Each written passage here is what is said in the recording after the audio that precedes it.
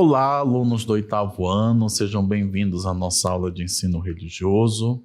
Eu sou o professor Renato Souza, do componente Ensino Religioso, e vamos ver o que vamos tratar na aula de hoje. Aula de número 7, revisão e avaliação. Então, agora você pega seus apontamentos, suas notas. Vamos revisitar pontos importantes do que nós tratamos até agora e presta bastante atenção porque essa revisão vai começar.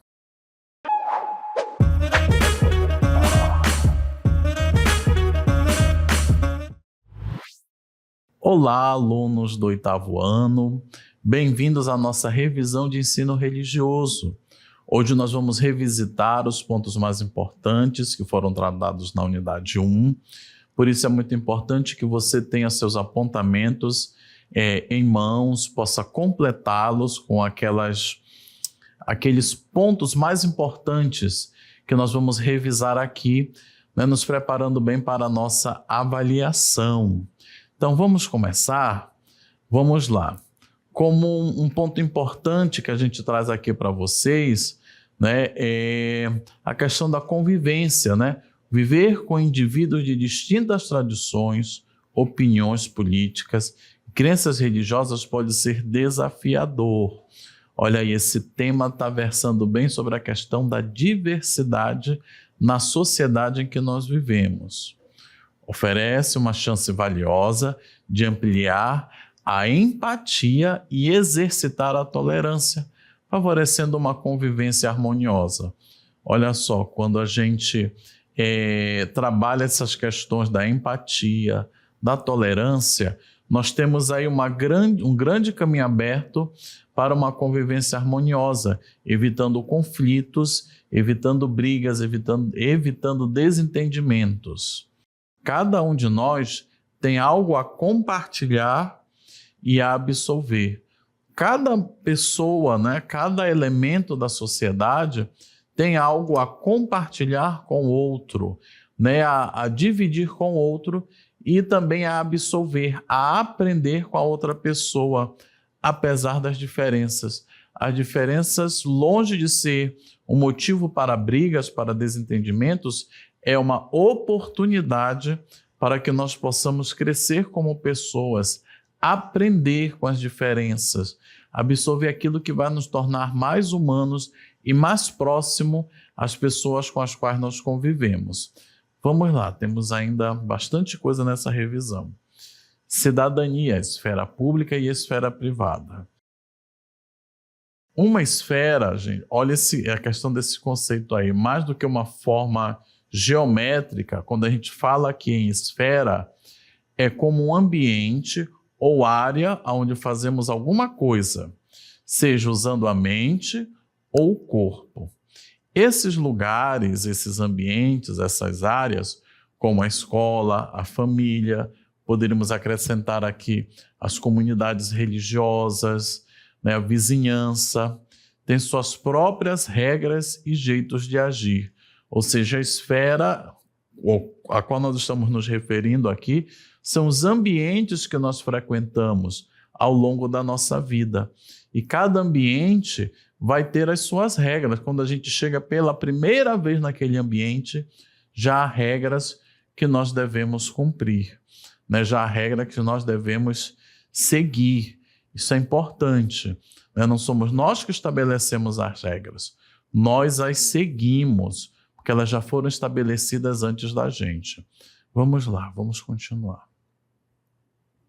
As esferas podem ser divididas em públicas ou privadas. As esferas da nossa vida também, ou que nós frequentamos, podem ser públicos ou privados. Vamos ver agora cada uma dessas esferas. A esfera pública é tudo aquilo que envolve decisões que impactam várias pessoas, como na escola ou na cidade. A nossa atitude, as nossas ações, as nossas decisões, as regras, as normas de convivência que impactam um conjunto de pessoas, sejam conjuntos menores, como a minha família, os meus colegas de escola, seja um conjunto maior, como toda a minha vila, a minha comunidade, a minha cidade, o meu país. Já a esfera privada é aquilo que é só seu, como o que você faz em casa ou as suas próprias escolhas pessoais. A esfera privada, ela é aquilo que é íntimo, que é próprio, que é só meu, que às vezes nem todo mundo vê, que a gente guarda só para a gente, né? Mas que também é importante a gente saber conviver nessa esfera, saber caminhar nessa esfera. Vamos lá, de onde vêm essas ideias de esfera pública, esfera privada? Né? Professor, do que o senhor está falando? Olha aí essa cartela. Vem da Grécia Antiga, essas noções de público e privado. As polis, ou seja, as cidades gregas antigas, são o berço dessas ideias. Aonde essas ideias foram sendo elaboradas, foram sendo construídas? Foram nas ágoras. O que é as ágoras? A ágora era um lugar onde as pessoas se reuniam para conversar. Além de ser um espaço de encontro, servia para discutir e tomar decisões sobre as regras da cidade. Olha só, a ágora era uma praça, era uma espécie de anfiteatro, aonde os cidadãos gregos debatiam, discutiam as regras da cidade, as decisões que aquela cidade iria tomar como comunidade, as decisões coletivas e algumas decisões coletivas, mas que impactavam também a vida privada das famílias e das pessoas.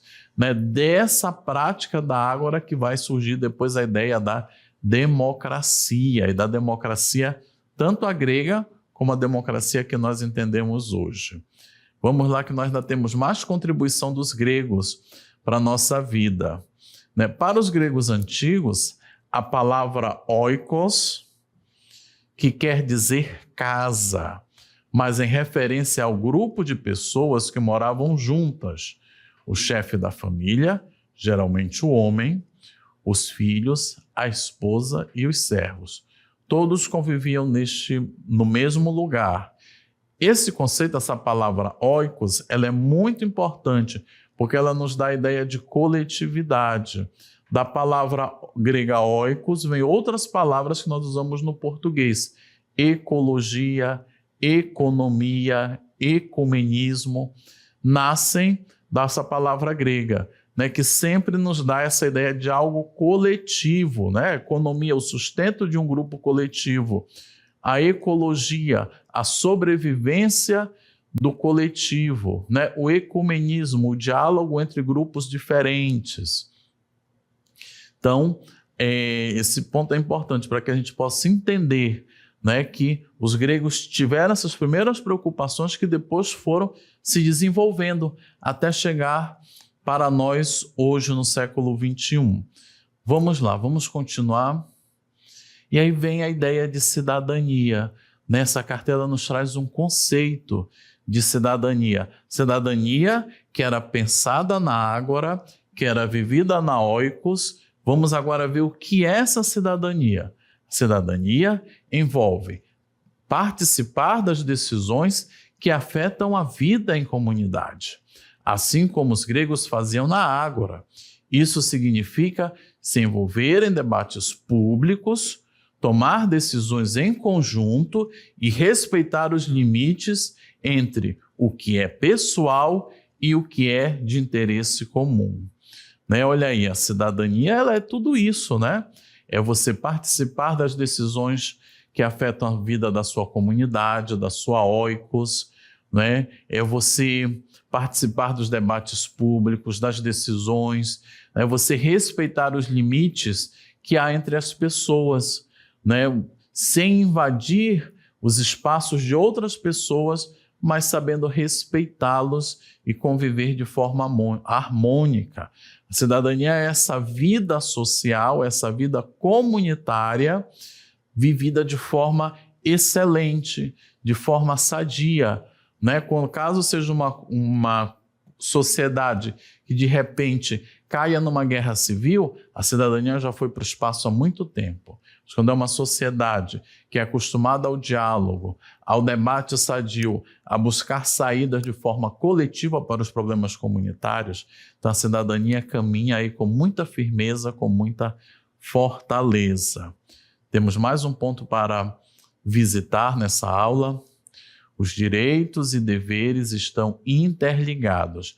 Nessa dinâmica de cidadania, direitos e deveres são muito importantes, porque se temos o direito de participar dos debates públicos, também temos o dever de obedecer às decisões comunitárias. Respeito e o cumprimento de ambos, direitos e deveres, contribuem para uma sociedade mais equilibrada e justa. Quando eu tenho consciência dos meus direitos e dos meus deveres, a sociedade caminha de forma equilibrada e justa. Muita gente só quer saber dos seus direitos e, para brigar por seus direitos, acaba desrespeitando a pessoa com quem convive, o seu próximo, acaba ofendendo, destruindo, causando conflitos. Vamos lá, a diversidade e cidadania. Vamos ver a relação entre diversidade e cidadania. Diversidade é um princípio básico da cidadania, que assegura a cada um condições para o desenvolvimento de talentos e potencialidades e, ao mesmo tempo, garante o direito à diferença.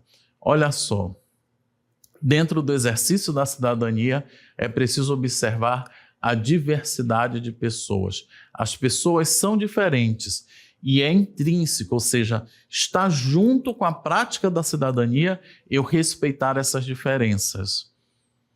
Está junto, Se eu quero ser um cidadão de verdade, eu preciso respeitar aquilo que é diverso, que é diferente de mim, mas que ao mesmo tempo não maltrata, não destrói a vida em sociedade. Mas, pelo contrário, mostra que a sociedade é feita de pessoas bem diferentes. Vamos lá, vamos seguir. Diversidade religiosa e cidadania. Há desafios ainda nessa relação. A sociedade, se ela é diversa com as pessoas, cada pessoa tem a sua crença, então tem uma diversidade religiosa. Vamos ver o que diz a cartela. Superar qualquer tipo de discriminação ou exclusão, seja social ou religiosa, é uma responsabilidade de todos nós. Devemos valorizar cada pessoa e grupo que fazem parte da sociedade brasileira, garantindo que todos possam exercer sua cidadania e seu direito à liberdade religiosa. Olha aí, o Brasil, que é uma democracia, em que os cidadãos são chamados a viver a plenitude da sua cidadania, dentro dessa plenitude da cidadania está o direito à liberdade religiosa, a viver, a praticar, a manifestar a sua fé, a sua crença, seja numa instituição religiosa, seja nas práticas religiosas ou de espiritualidades mais pessoais, mais íntimas, mais privadas. As pessoas têm essa liberdade. Se de repente há brigas, há conflitos, então essa liberdade ela é ameaçada e o Estado precisa intervir. Vamos ver em que essas ideias são baseadas. Vamos lá. A Constituição brasileira de 1988 proíbe qualquer atitude de preconceito, ou seja, julgar que alguém é inferior por causa de sua etnia, ou seja, de sua raça, religião, gênero ou classe social. Não é permitido sustentar ou apoiar a desigualdade, nem humilhar ninguém por qualquer motivo. Isso aí é muito forte. Então, diante de tudo isso que nós vimos, e a partir dessa visão breve, geral que nós tivemos da Constituição em vigor no Brasil, a gente começa a refletir sobre o papel do Estado. Qual é o papel do Estado diante de uma sociedade tão diversa, tão plural como a sociedade brasileira? Vamos ver? Para garantir essas liberdades e impedir crimes como o de intolerância religiosa, é fundamental a intervenção do Estado, ou seja, do poder público, como um conjunto de instituições que garantem os direitos fundamentais das pessoas.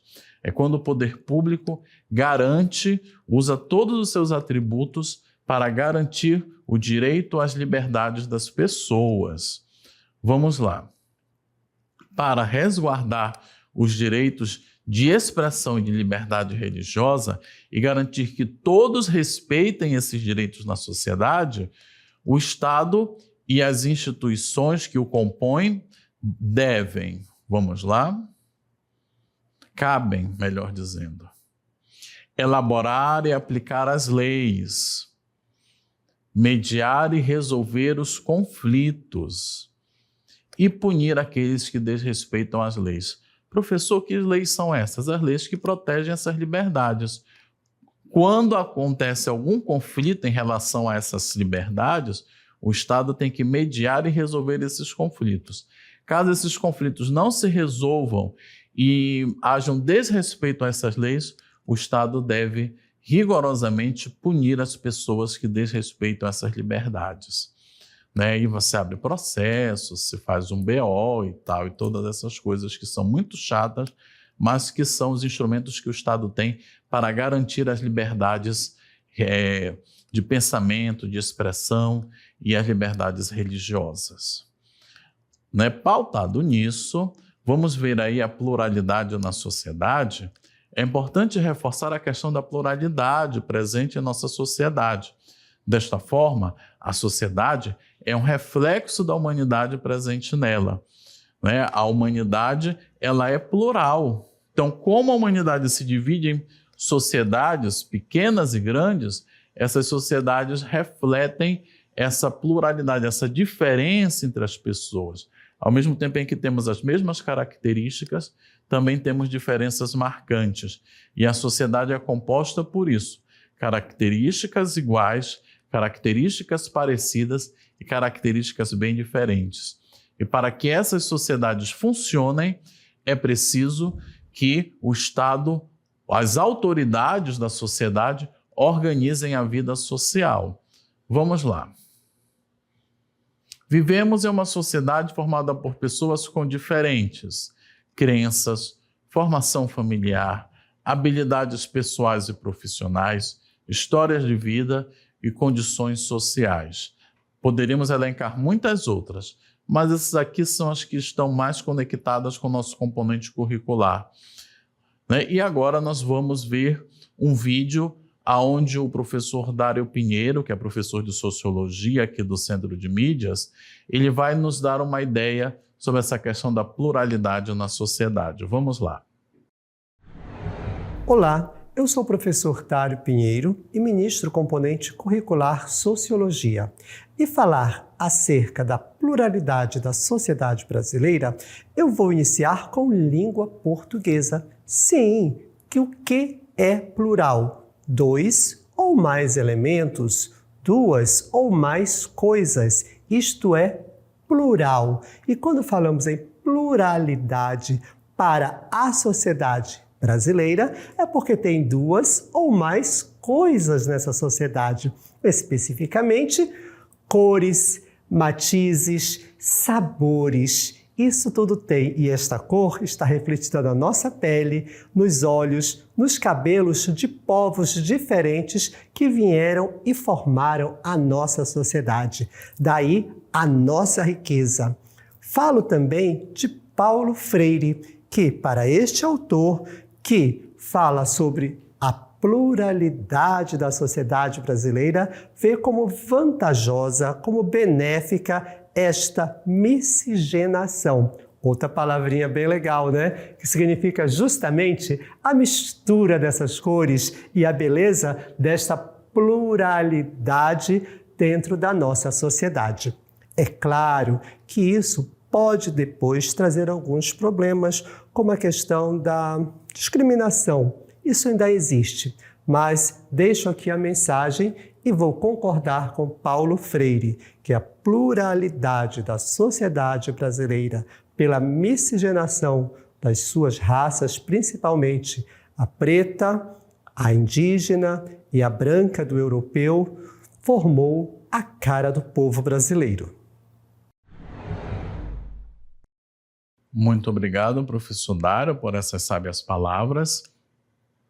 Falando em pluralidade, em convivência harmoniosa, nós temos aí a centralidade da expressão respeito. Vamos ver o que quer dizer respeito? Segundo a etimologia, respeito é oriundo do latim respectus, que significa olhar outra vez. Assim como algo que merece um segundo olhar é algo digno de respeito. Vamos continuar com esse conceito? Sentimento que impede uma pessoa de tratar alguém mal, de ser mal criada ou de agir com falta de consideração na maneira como se comporta com os outros. Estima. Veja aí como o respeito ele é algo importante. Mais do que um sentimento, mais do que um conceito, mais do que uma palavra, é uma postura, é uma conduta nossa diante daquilo que é diferente, o que parece ser diferente de nós, da nossa forma de pensar e de agir. Vamos lá, vamos continuar, nós ainda temos algumas cartelas. Alteridade e respeito na religião e na sociedade. As religiões procuram orientar seus fiéis ou adeptos na prática de princípios e valores que devem guiá-los no seu cotidiano. Olha aí uma das funções muito importantes da religião para a sociedade, né? Orientar os fiéis, os adeptos na prática de princípios e valores para que eles possam viver em sociedade. E um desses princípios, um desses valores é a alteridade. Vamos lá ver o que é alteridade? A alteridade é um princípio muito importante para a vida em uma sociedade tão plural e diversa como a nossa, seja nas culturas que a compõem, seja na dimensão religiosa. Né? Olha que importante ter essa postura de alteridade. Ainda temos mais coisas sobre a alteridade? Ah, sim, olha, a alteridade está profundamente ligada a um princípio. Que princípio é esse? A empatia. Isto é, a capacidade de se colocar no lugar do outro e sentir o que ele sente, sejam as coisas boas, sejam as coisas ruins. Olha que interessante, né? E que revisão muito bacana essa, que nos convida a uma nova postura, que nos convida a um novo olhar, um novo posicionamento na sociedade em que vivemos. Desde a nossa família, passando pela sala de aula, passando pela nossa comunidade, pelo nosso município, pelo nosso estado, pelo nosso país. Uma postura de alteridade, de respeito e de acolhimento com todos, sem distinguir ninguém, sem excluir ninguém. Então, caros alunos, nós concluímos por aqui a nossa revisão e esperamos vocês para o nosso próximo encontro. Muito obrigado.